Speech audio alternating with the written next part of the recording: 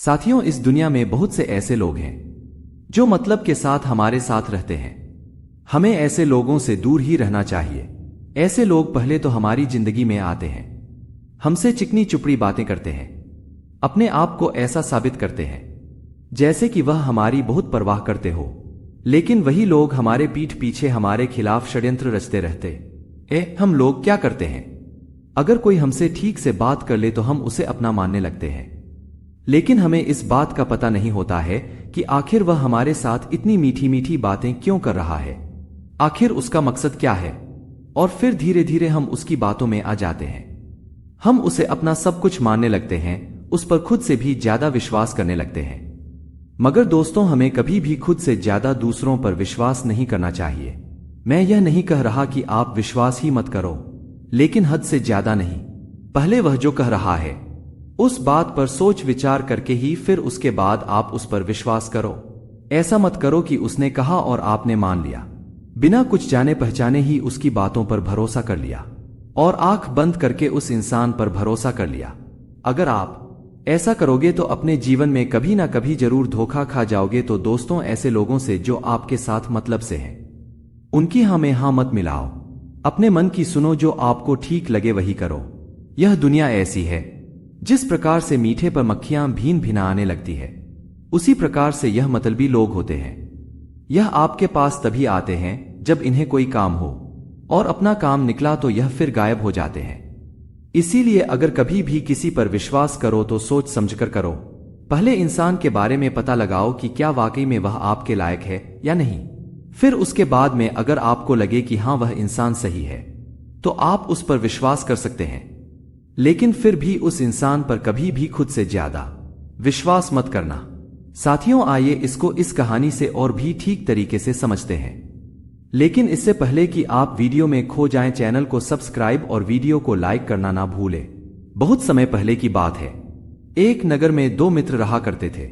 जिस नगर में वह मित्र रहते थे, उस नगर का नाम रामपुर था। वह दोनों मित्र बहुत ठगी थे। वह दोनों आसानी से लोगों को ठग लेते थे और लोगों को उनके बारे में पता भी नहीं चलता था। वह अपने नगर के बड़े बड़े सेठों व्यापारियों को ठगा करते थे, क्योंकि सेठों और व्यापारियों के पास बहुत सारा धन होता था। वह रोज नए नए तरीके अपनाते और सेठ और व्यापारियों को मूर्ख बनाकर उनको खूब ठगते थे। बहुत दिनों तक तो दोनों मित्र अपने और अपने साथियों के साथ मिलकर लोगों को और व्यापारियों को ठगते रहे। लेकिन फिर धीरे धीरे समय के साथ लोगों को उनकी असलियत के बारे में पता चलने लग गया। अब वह दोनों मिलकर चाहे कितना भी लोगों को मूर्ख बना ले, पर लोग अब मूर्ख नहीं बनते थे, क्योंकि सभी को उनके बारे में पता चल चुका था। फिर धीरे धीरे यह बात पूरे नगर में फैल गई। राघव और जाधव नाम के व्यक्ति बहुत बड़े ठग हैं। वह दोनों लोगों को मूर्ख बनाकर उनसे धन ऐंठ लेते हैं। अब तो पूरे नगर के लोग, सेठ और बड़े बड़े व्यापारी भी उनकी असलियत जान चुके थे। अब कोई भी मनुष्य उनकी चिकनी चुपड़ी बातों में नहीं आता था। फिर एक दिन राघव और जाधव ने विचार किया कि अब इस नगर में हमारा गुजारा नहीं होगा। इन सभी लोगों को हमारे बारे में पता चल चुका है। अब यह कभी भी हमारी बातों में नहीं आएंगे। इसीलिए हमें अब अपना ठिकाना कहीं और बनाना पड़ेगा, ताकि हम वहां जाकर वहां के लोगों को मूर्ख बनाकर उनसे धन ऐंठ सके। फिर उनमें से एक मित्र बोलता है कि मेरे ख्याल से हमें चित्तौड़ चलना चाहिए। वहां पर बहुत बड़े बड़े धनवान सेठ और व्यापारी रहते हैं। हम उनको मूर्ख बनाकर उनसे बहुत सारा धन प्राप्त कर लेंगे। और मैंने वहां के बारे में यह भी सुना है कि वहां पर एक शिवशंकर नाम का पुजारी रहता है। उस पूरे नगर में वही धनवान व्यक्ति है जिसके पास सबसे ज्यादा धन है। हम उस पुजारी को मूर्ख बनाएंगे। फिर उसने मुस्कुराते हुए अपने मित्र से कहा कि उस पुजारी की एक सुंदर कन्या भी है, और उस सुंदर कन्या की सुंदरता के चर्चे दूर दूर तक फैले हुए हैं।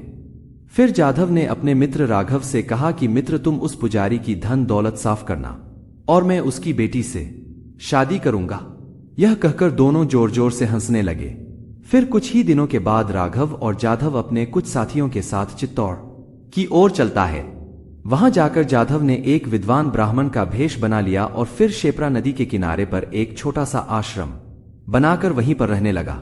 और जो उनके साथ गए थे वह जाधव के शिष्य बन गए। और राघव ने भी कुछ बढ़िया रेशमी कपड़ों और रत्न जैसे दिखने वाले पत्थर खरीदे। और फिर वह सुनार के पास गया और वहां जाकर उस सुनार से 1,00,000 सिक्के बनवा दिए, जो बिल्कुल सोने की तरह दिखते थे। और फिर वह उस नगर में एक शानदार हवेली किराए पर लेता है। और उस हवेली में वह बिल्कुल एक राजकुमार की तरह रहने का ढोंग करता है। वह हवेली में खूब ठाट बाट से रहता था। जब भी वह अपनी हवेली के बाहर निकलता तो 4 नौकरों के साथ निकलता। वह नौकर भी उसके आगे पीछे रहते और फिर केशव अपने हवेली में कवि सम्मेलन भी करवाने लगा, जिससे उसकी हवेली में रोज कवि सम्मेलन होने लगा। बहुत सारे कवि वहां पर आया करते थे। धीरे धीरे कुछ ही दिनों में उसके कवि सम्मेलन की बात पूरे चित्तौड़ में फैल गई। बड़े बड़े सेठ व्यापारी भी केशव को जानने लग गए और उसकी प्रसिद्ध शिवशंकर पुजारी तक भी पहुंच गई। शिवशंकर पुजारी को भी कविताओं का बहुत शौक था। जब उसने सुना कि हवेली में राघव नाम का राजकुमार कवि सम्मेलन करवाता है तो उससे रहा नहीं गया। वह भी कवि सम्मेलन में भाग लेने के लिए उसे हवेली में जा पहुंचा। इसी तरह धीरे धीरे राघव शिवशंकर पुजारी में मित्रता हो गई और फिर शिवशंकर पुजारी जब भी राघव की हवेली में पहुंचता तो सिर्फ उसका खूब आदर सत्कार करता, उसकी खूब सेवा करता। फिर धीरे धीरे कुछ ही दिनों में शंकर पुजारी राघव के ऊपर अटूट विश्वास करने लगता है। फिर तो वह दोनों जहां भी जाते साथ साथ जाया करते। वह दोनों अब तो मंदिर भी साथ साथ जाते थे और बाजार भी साथ साथ जाते थे। वह दोनों अधिकतर समय एक दूसरे के साथ ही बिताते थे। लेकिन फिर भी राघव राजकुमार होने का नाटक अच्छे से कर रहा था। शिव शंकर पुजारी को तो राघव व पर रत्ती भर भी शक नहीं हुआ कि जो उसके साथ है पूरा राजकुमार नहीं बल्कि एक ठग है। और फिर वह राजकुमार बना। राघव अब तो शिवशंकर पुजारी के घर भी आने जाने लगा। वहां दोनों मित्र आपस में घंटे बातचीत करते, सुबह कविताएं करते और साथ साथ भोजन भी करते। राघव के साथ कविताएं सुनने और सुनाने में शिवशंकर पुजारी को बहुत मजा आता था। उसे समय का भी ध्यान नहीं रहता, पता ही नहीं चलता कि कब दिन निकल गया। शिवशंकर पुजारी राघव को अपना सच्चा मित्र मानने लगे। वह उनको सारी बातें बताने लगे। शिवशंकर पुजारी को राजकुमार बने राघव पर अटूट विश्वास हो गया था। अब वह बिना किसी हिचकिचाहट के सारी बातें राघव को बताने लगे। वे राघव को अपने ही परिवार का सदस्य मानने लगे थे और उस पर किसी भी प्रकार का कोई संदेह नहीं करते थे। फिर एक बार शिवशंकर पुजारी ने किसी त्योहार के अवसर पर राघव को भोजन के लिए घर पर आमंत्रित किया। राघव भोजन करने के लिए शिवशंकर पुजारी के घर जा पहुंचा। फिर राघव शिवशंकर पुजारी दोनों भोजन करने बैठे। उन दोनों ने भोजन किया और फिर भोजन करने के बाद वह टहलने लगे और बातें करने लगे। तभी बातों में राघव ने शिवशंकर पुजारी से कहा कि मित्र, तुम तो जानते हो कि मैं नया आया हूं, मेरी यहाँ ज्यादा लोगों से जान पहचान नहीं है। मैं तुम्हें अपना एक रहस्य बताता हूं। मेरे पास 1 लाख स्वर्ण मुद्राएं हैं।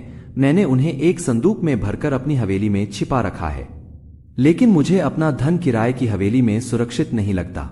मित्र, क्या तुम मेरा धन अमानत के रूप में अपने पास रख सकते हो?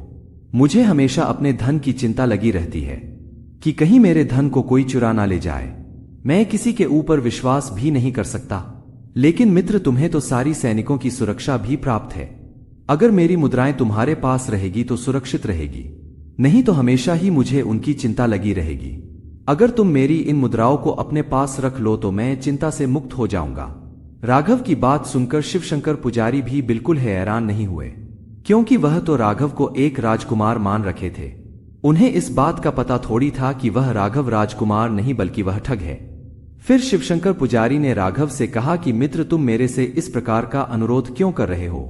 अगर मैं तुम्हारे किसी काम आ सकता हूं तो मुझे उस काम को करके बहुत ही खुशी प्राप्त होगी। तुम मेरे नगर चित्तौड़ में तो अतिथि हो और अतिथि तो भगवान के रूप होते हैं। उन्हें निवेदन नहीं करना पड़ता, बल्कि तुम्हारी धन संपदा की रक्षा करना तो मेरा कर्तव्य है। यह सुनकर राघव बहुत प्रसन्न हुआ और वहां से अपनी हवेली लौट आया। और अगले दिन सुबह सुबह ही राघव नकली मुद्राओं से भरा संदूक शिवशंकर पुजारी के घर लेकर आया। शिवशंकर पुजारी ने संदूक अपने हाथों में लिया और फिर उसे खोलकर एक नजर से उनको देख लिया। देखने के बाद शंकर पुजारी उन नकली स्वर्ण मुद्राओं को नहीं पहचान पाया, और आखिर वह पहचानता भी कैसे? राघव ने उनको इस प्रकार से बनवाया था कि वह बिल्कुल असली की तरह लग रही थी। फिर शिवशंकर पुजारी ने उन स्वर्ण मुद्राओं को अपने पास रख लिया और केशव को एक कागज पर यह लिख कर दे दिया कि मैंने राजकुमार राघव की 1 लाख स्वर्ण मुद्राएं अपने पास अमानत के रूप में रखी हुई हैं। जब भी राजकुमार राघव चाहेंगे मैं उन्हें उनकी स्वर्ण मुद्राएं वापस कर दूंगा। इसके बाद तो राघव और शिवशंकर पुजारी की मित्रता और भी गहरी हो गई। वह एक दूसरे के बहुत करीब हो गए। फिर एक दिन शिवशंकर पुजारी राघव से कहता है कि हे मेरे मित्र, तुम मेरे इतने अच्छे मित्र हो, मैं नहीं चाहता कि तुम अब किराए की हवेली में रहो। मित्र, जीवन का असली आनंद किराए की हवेली में रहने में नहीं है। माना कि तुम्हारे पास सभी प्रकार की सुख सुविधाएं हैं, लेकिन तुम सुख सुविधाओं से वास्तविक आनंद की प्राप्ति नहीं कर सकते। मैं चाहता हूं कि तुम मेरे साथ मेरी हवेली में आकर रहो। आखिर मैं तुम्हारे किस दिन काम आऊंगा? तुम मेरे परिवार के ही सदस्य की तरह हो। मित्र, तुम मेरे साथ मेरी हवेली में रहोगे तो मुझे बहुत खुशी होगी। शिवशंकर पुजारी के मुख से यह बातें सुनकर राघव व मन ही मन बहुत खुश होता है, क्योंकि राघव को तो शिवशंकर पुजारी की इन्हीं बातों का तो इंतजार था।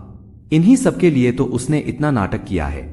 अपनी आंखों से मगरमच्छ के आंसू निकालकर राघव शिवशंकर पुजारी से बोला कि मित्र, पराई जगह पर इतना अपनापन तो किसी अपने से ही मिल सकता है। भला ऐसे मित्र के साथ रहने का अवसर मैं कैसे छोड़ सकता हूं? मित्र, तुम्हारे जैसा मित्र तो बहुत ही भाग्यशालियों को मिलता है। मेरा तो यह खुशनसीब है कि तुम मेरे मित्र हो। तुम्हारे साथ रहने में मुझे कोई आपत्ति नहीं है। मैं तुम्हारे साथ रहूंगा तो मुझे भी खुशी मिलेगी। और फिर अगले दिन ही राघव शिवशंकर पुजारी की हवेली में रहने आ गया। शिवशंकर पुजारी राघव को देखकर बहुत प्रसन्न हुआ और उसे अपनी हवेली के ऊपरी हिस्से में ठहरा दिया। अब तो रोज शाम को राघव और शिवशंकर पुजारी की बैठक लगती। वह देर रात तक बातें करते, कहीं भी जाते तो साथ साथ ही जाते। उनकी मित्रता की प्रशंसा पूरे चित्तौड़ में होने लगी। सभी नगरवासी उनकी मित्रता की तारीफ करने लगे।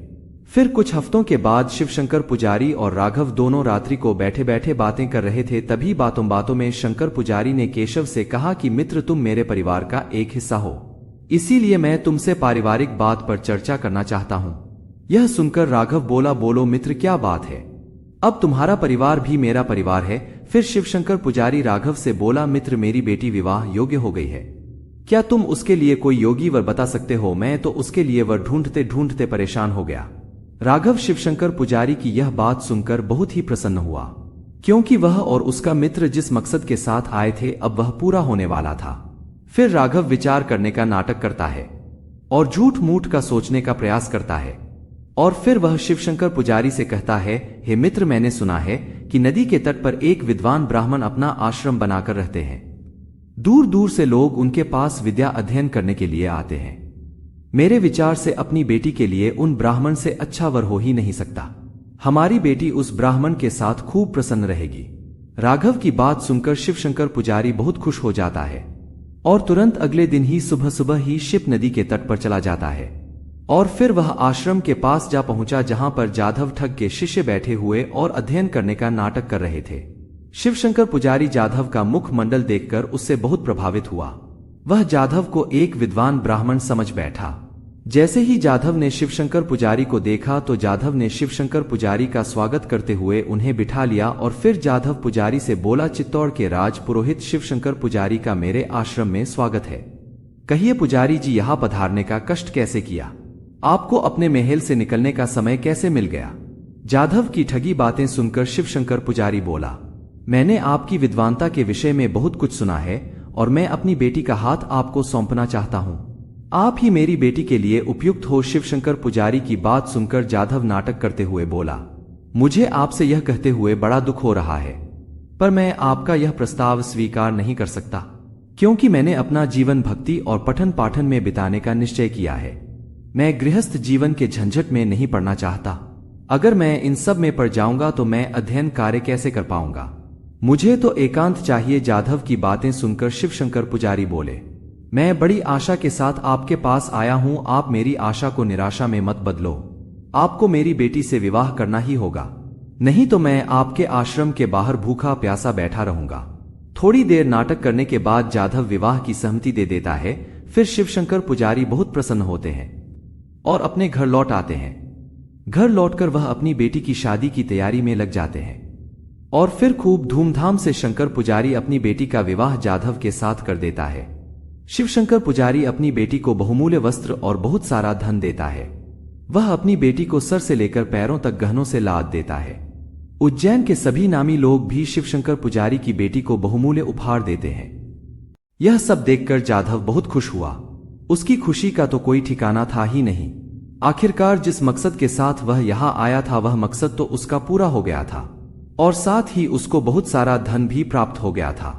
अब तो उसकी खुशी का कोई ठिकाना नहीं रहा। उसकी खुशियों पर चार चांद लगे थे। फिर जाधव अपनी दुल्हन और सारे धन दहेज को लेकर वापस अपने नगर रामपुर लौट आया। लेकिन राघव अभी भी चित्तौड़ में ही था, क्योंकि उसको भी अपना मकसद पूरा करना था। उसका मकसद अभी पूरा हुआ नहीं था, इसीलिए वह अपना मकसद पूरा करने के लिए वहीं रुक गया। और फिर शादी के कुछ दिनों बाद ही राघव शिवशंकर पुजारी से बोला कि मित्र, मुझे चित्तौड़ में काफी लंबा समय हो गया है, अब मैं अपने घर जाना चाहता हूं, अब तुम मुझे मेरी अमानत लौटा दो। राघव की बात सुनकर शिवशंकर पुजारी बोले, क्यों नहीं मित्र, तुम्हारी अमानत मैंने संभाल कर रखा है, मैं अभी लौटा देता हूं। ठहरो। फिर शिवशंकर पुजारी वह नकली स्वर्ण मुद्राओं से भरा संदूक राघव के हवाले कर देता है। राघव संदूक को अपने हाथों में लेता है और उसे खोलता है। जैसे ही राघव उन स्वर्ण मुद्राओं को हाथों में लेता है तो वह चिल्लाने लगता है और शिवशंकर पुजारी से बोलता है, अरे यह क्या, यह स्वर्ण मुद्रा तो नकली है, मेरी असली स्वर्ण मुद्राएं कहाँ हैं? यह सुनकर शिवशंकर पुजारी कहता है, अरे मित्र, यह तुम क्या कह रहे हो? तुमने जब मुझे यह संदूक दिया था तो मैंने इसे ऐसे ही रख दिया था। यह सुनकर राघव शिवशंकर पुजारी से कहता है कि देखो, तुम चुपचाप मुझे असली स्वर्ण मुद्राएं लौटा दो। मैंने तुम्हें अपनी स्वर्ण मुद्राएं कितनी आशा के साथ दी थी कि तुम्हारे पास मेरी स्वर्ण मुद्राएं सुरक्षित रहेगी। अगर तुम्हें धन चाहिए था तो ऐसे ही कह देते, मैं अपना धन तुम्हें ऐसे ही दे देता। राघव की बात सुनकर शिवशंकर पुजारी बोले, देखो मित्र, तुम मेरे जैसे सम्मानी व्यक्ति पर झूठा आरोप लगा रहे हो, तुम्हें थोड़ी भी शर्म नहीं आ रही है? मेरे ऊपर आरोप लगाते हुए आखिर मैं तुम्हारी स्वर्ण मुद्राओं को क्यों लूंगा? मेरे पास धन की कोई कमी नहीं है।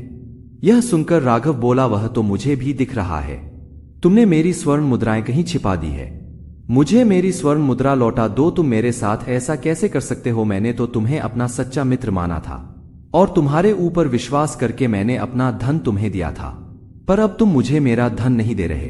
राघव की बातें सुनकर शिवशंकर पुजारी बोलता है, देखो मित्र, मैंने तुम्हारा धन कहीं नहीं छुपाया है और ना ही मैंने तुम्हारे साथ कोई विश्वासघात किया है। तुमने जैसे मुझे संदूक दिया था मैंने उसको ऐसे के ऐसे रख दिया था, मैंने तो कभी उसको छुआ भी नहीं। अब राघव और शिवशंकर पुजारी के बीच झगड़ा बढ़ने लगा। झगड़ा इतना बढ़ चुका था कि उनको राजा के पास जाना पड़ा।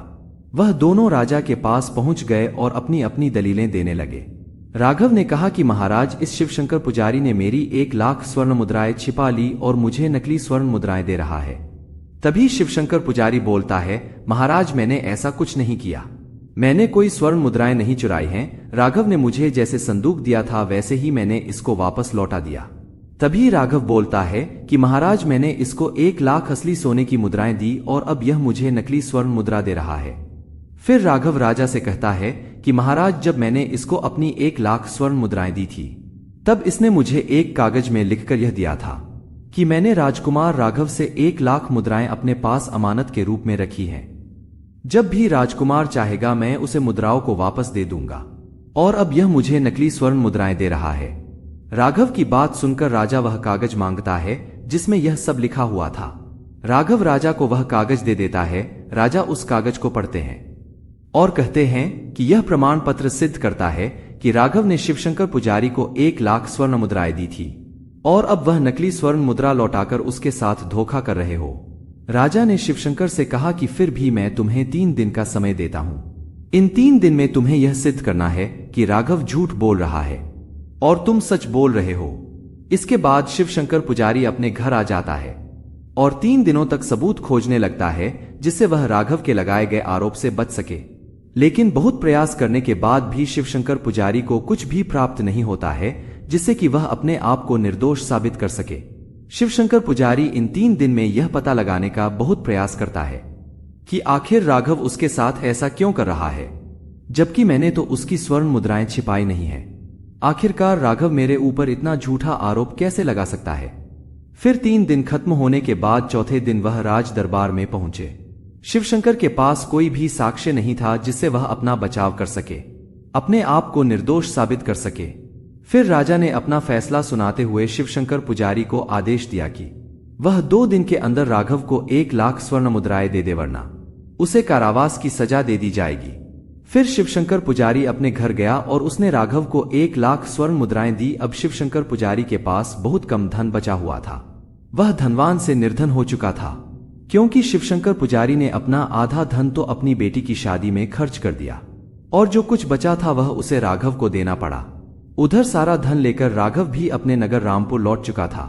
रामपुर लौटकर वह अपने मित्र जाधव के घर गया और दोनों फिर से एक साथ रहने लगे। अब उन दोनों मित्रों के पास धन की कोई कमी नहीं थी। वह दोनों सुखपूर्वक अपना जीवन यापन करने लगे और इधर शिवशंकर पुजारी को कुछ भी समझ नहीं आ रहा था कि उसके साथ ऐसा क्या हो गया।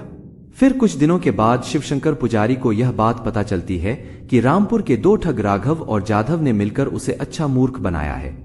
यह सब सुनकर शिवशंकर पुजारी माथा पीटने लगता है। अब शिवशंकर पुजारी के सामने सारा दृश्य घूमने लगता है कि कैसे राघव और जाधव ने मिलकर उसे मूर्ख बनाया है। अब तो शिवशंकर पुजारी ने अपनी बेटी और धन दोनों को ही खो दिया। उसे अपने आप पर बहुत क्रोध आने लगा। वह यह सोच सोचकर रोने लगा कि काश उसने उससे मित्रता ना की होती तो आज मेरे पास सब कुछ होता, यूं ऐसे बर्बाद नहीं हो जाता। मैंने उससे मित्रता सच्ची भावना से की थी, मैंने उसके लिए सब कुछ किया और उसने मुझे मूर्ख बनाकर मुझसे मेरा ही सब कुछ छीन लिया। काश मैंने राघव के बारे में कुछ पता लगाया होता कि वह कहाँ का राजकुमार है और कहाँ से आया है। मैंने बिना कुछ पता लगाए ही उस पर बहुत ज्यादा विश्वास कर लिया। मैंने उसके बारे में जानने की कोशिश ही नहीं की क्या वह वाकई में राजकुमार है या फिर नहीं, और ना ही मैंने जाधव के बारे में जानने का प्रयास किया कि क्या वह सच में ब्राह्मण है या फिर नहीं। मैंने तो बस यूं ही उसकी बातों पर भरोसा करके ही अपनी बेटी उस जाधव को दे दी। मुझे सब कुछ पता करना चाहिए था, पर मैं क्या करूं, मैंने तो अपना सब कुछ गवा दिया है। काश मैं केशव पर हद से ज्यादा विश्वास नहीं करता तो आज मुझे यह दिन नहीं देखने पड़ते। मैं कितना मूर्ख हूं, मैंने उन अजनबियों पर कितना विश्वास कर लिया। अब तो मुझे अपने आप पर क्रोध आ रहा है, पर अब मेरे पास पछताने के सिवा कुछ भी नहीं है। अब मैं उन दोनों का कुछ बिगाड़ भी नहीं सकता, मेरे पास अब कोई चारा नहीं है। यह कहकर शंकर पुजारी रोने लगता है और बहुत दुखी रहने लगता है।